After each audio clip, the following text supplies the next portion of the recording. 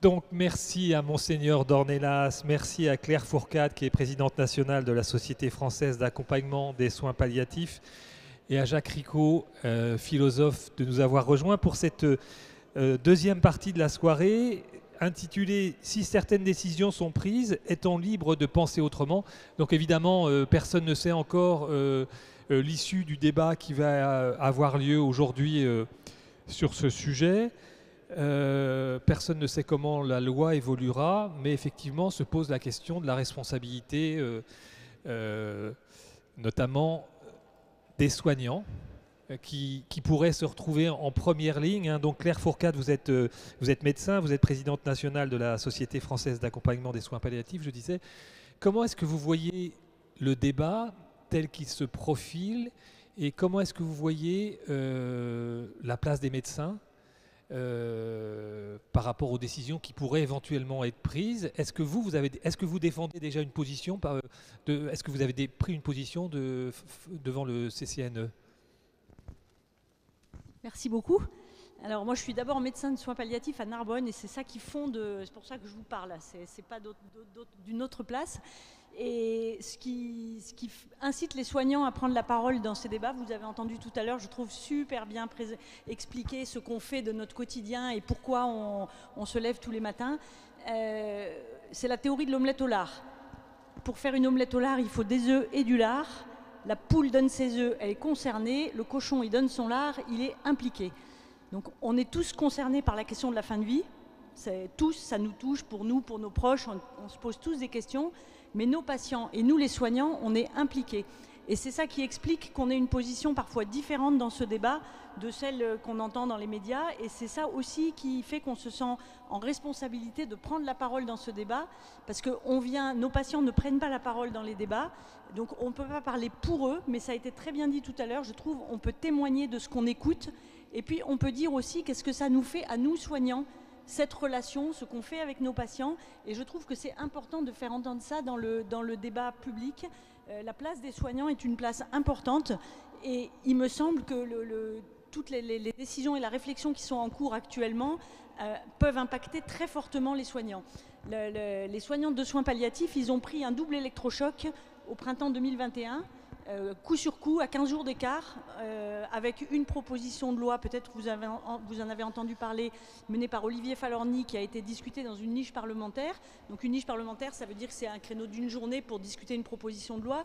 Et cette proposition de loi, qui était une proposition de loi très radicale sur l'euthanasie et le suicide assisté, les deux en même temps, l'article 1 a été voté par 80% des députés qui étaient présents et qui étaient très nombreux. Donc, comme elle n'a pas été votée en entier à minuit, c'est comme le carrosse de Cendrillon, c'est redevenu une citrouille. Mais je pense que pour les soignants, ça nous a fait prendre conscience que la loi pouvait basculer en une après-midi, sans débat préalable, sans aucune consultation. Et ça, si la loi change, ça impacte de manière extrêmement profonde la façon dont on travaille. Et donc, ça a été vraiment une prise de conscience que ça pouvait bouger et qu'il fallait qu'on se prépare. Et puis dans le même temps, on a fait une visioconférence avec les Espagnols, avec la Société espagnole de soins palliatifs. En Espagne, il y a une loi tout à fait comme la loi Falorni qui a été votée un peu par accident, de la même façon, à la fin 2020, en décembre 2020, pour être appliquée en juin 2021. Et on a fait cette visio fin mars 2021, donc la loi a été votée, mais pas encore appliquée. Et le monde des soins palliatifs espagnols avait explosé. Ils se sont divisé complètement sur qu'est-ce qu'on fait, comment on réagit, comment on répond, est-ce qu'on fait pas, qui fait, où on fait. Enfin, voilà, la loi était une loi très sommaire, mais comme était celle de la proposition de loi d'Olivier Falorni, avec très peu de précision, et du coup, ça les a complètement divisés. Et ils restent complètement divisés et complètement, presque on pourrait dire tétanisés par ce changement. Donc ce double changement, ça nous a incité collectivement à réfléchir ensemble, tous les acteurs de soins palliatifs. Et donc on a organisé une grande consultation. On a envoyé un long questionnaire avec 23 questions, dont 19 questions ouvertes à tous les soignants pendant l'été. On a relu pendant tout l'été, on a reçu 15 000 verbatims avec des réponses. Comment vous vivez avec la loi actuelle et puis comment vous vous positionneriez si la loi changeait. C'était extrêmement intéressant et c'est surtout ça qui a fondé la position que la SFAP, la Société française de soins palliatifs, tient maintenant dans les débats, parce que moi, je n'ai pas de position personnelle qui intéresse plus que ça les autres, mais c'est une position collective. Je suis là pour porter la parole des soignants. Et donc, ce que ces soignants nous ont dit, c'est d'abord 99% d'entre eux nous ont dit « prenez la parole dans les débats ». Parce qu'en fait, on est une société savante et c'est pas évident qu'on ait à prendre la parole.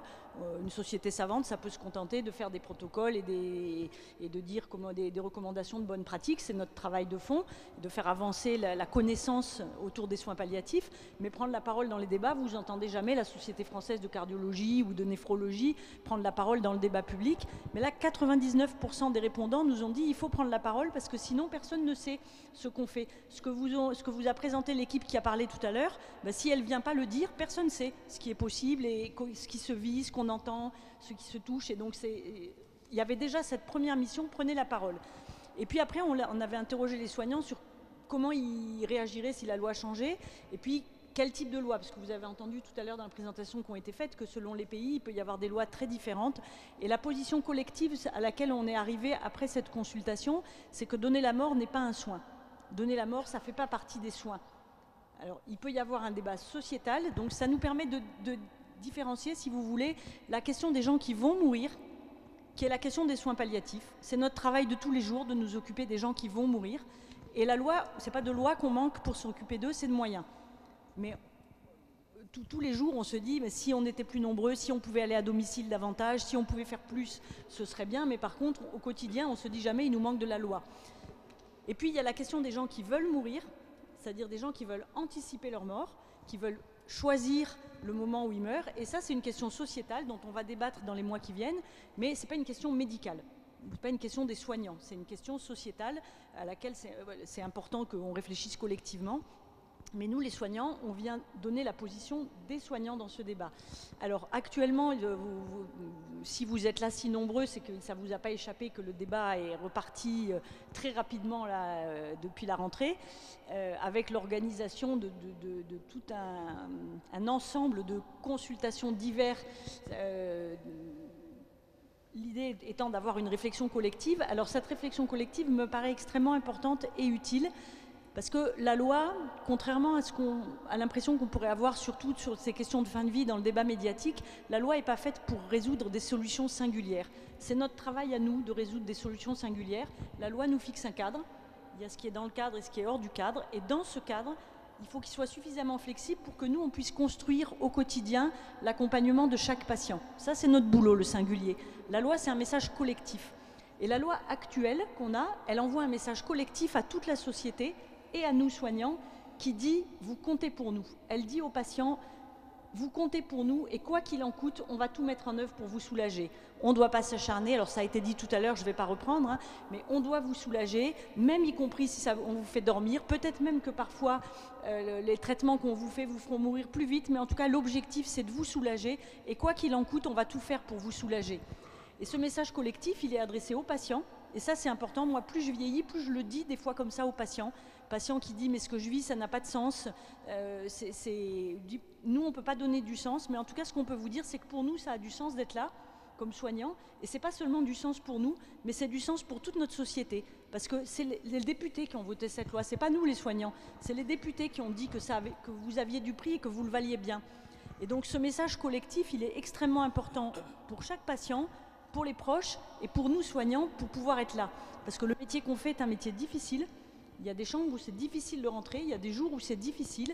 Et de se dire qu'on est là parce qu'on est porté par l'ensemble de la société, c'est extrêmement important pour nous aussi, pas seulement pour nos patients. Et si ce message collectif de la loi change, s'il devient un message plutôt du côté de l'autonomie, c'est-à-dire vous faites ce que vous voulez et nous on met à votre disposition les moyens mais ça ne nous regarde pas, vous voyez bien que ce message peut être rassurant pour des gens en bonne santé qui sont éloignés de la question de la fin de vie, mais que pour des gens qui sont fragiles et qui sont vulnérables, c'est extrêmement difficile, cette injonction à être autonome et à devoir décider de sa vie et de sa mort. Je ne sais pas vous, mais moi, je suis nulle en bagnole. Pour acheter une bagnole, j'ai besoin que quelqu'un m'aide et me donne des conseils.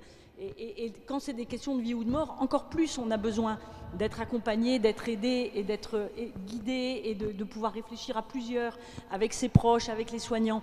Et donc, il me semble qu'on aura réussi le débat qui s'ouvre si on arrive à faire prendre conscience collectivement que ce message collectif est extrêmement important et que n'importe qui, n'importe quel patient doit pouvoir dire « je veux mourir » et être entendu et être écouté dans cette demande, c'est hyper important. À aucun moment, on ne peut dire à un patient « ne dites pas ça ».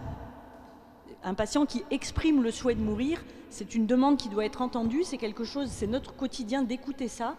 Mais par contre, c'est tout à fait différent que la société réponde « on est d'accord avec ça » et on pourrait consentir non seulement à ce que vous mouriez, mais en plus à vous faire mourir. Et vous voyez qu'il y a vraiment deux plans différents. Il y a le défi pour nous d'être capable d'entendre le patient qui demande à mourir et qui veut mourir, et c'est absolument essentiel. Je pense que c'est pareil à Rennes, mais chez nous, en tout cas, là où je travaille, le patient qui veut mourir, c'est toujours un patient qui est prioritaire pour entrer dans le service. La demande de mort, c'est toujours un motif d'admission prioritaire, parce que c'est toujours l'expression d'une souffrance et d'une difficulté à vivre. Mais après, on va construire avec ce patient un accompagnement, mais que notre société, qu'on fasse le choix que notre société consente collectivement à la mort d'un des siens et même à donner la mort à un des siens, alors même qu'on a dit que les juges ne pouvaient plus le faire, on évoque maintenant l'idée que ça puisse être des soignants, il me semble que c'est quelque chose qui mérite réflexion collective. Donc cette réflexion collective, elle va s'ouvrir, je m'arrête après, c'est promis, elle va s'ouvrir en région avec des débats organisés par les espaces éthiques, elle va s'ouvrir avec une convention citoyenne, donc où 150 citoyens vont être tirés au sort et puis formés et amenés à réfléchir sur, on ne sait pas encore quelles questions, mais en tout cas voilà, il va y avoir cette idée-là. Donc moi je suis en train de préparer un courrier, on va proposer que ces 150 citoyens fassent tous un stage dans un service de soins palliatifs. Je ne sais pas si ce sera accepté, mais on va au moins le demander. C'est-à-dire que tous ils puissent venir rencontrer des équipes et voir concrètement ce qui se passe pour que ce ne soit pas juste une réflexion théorique, mais qu'il y ait aussi un échange de pratiques. Et puis en même temps, alors tout le monde nous dit en parallèle, moi ce que j'espère c'est qu'à un moment les parallèles vont se croiser, parce que sinon, si chacun reste sur ses rails, en parallèle il va y avoir quelque chose qui s'appelle une convention des parties prenantes, qui a priori va concerner les soignants, mais là non plus on ne sait pas trop comment ça va fonctionner. En tout cas l'idée c'est de dire qu'on entend les soignants dans ce débat-là et qu'on entend ce que ça pourrait faire peser sur les soignants.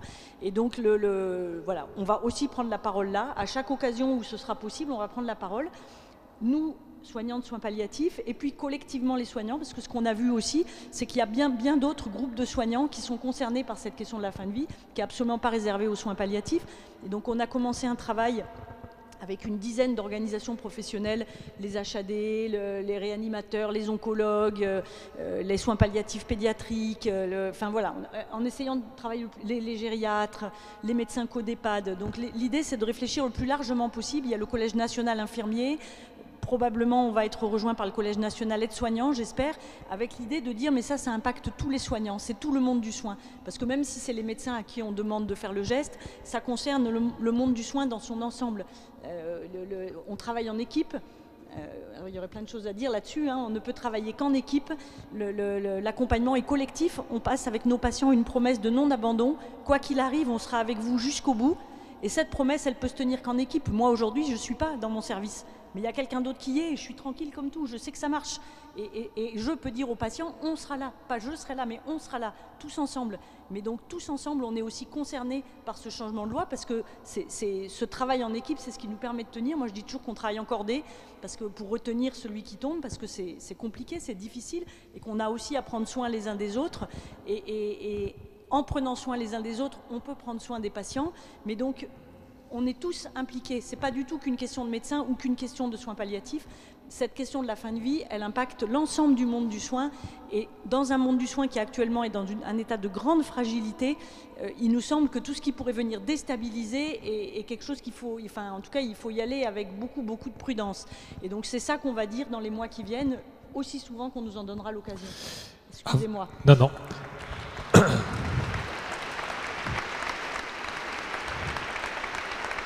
Avant de passer la parole à Monseigneur Dornelas, juste une question quand même. Quand on vous écoute, on a l'impression que finalement le législateur vous connaît mal les soins palliatifs.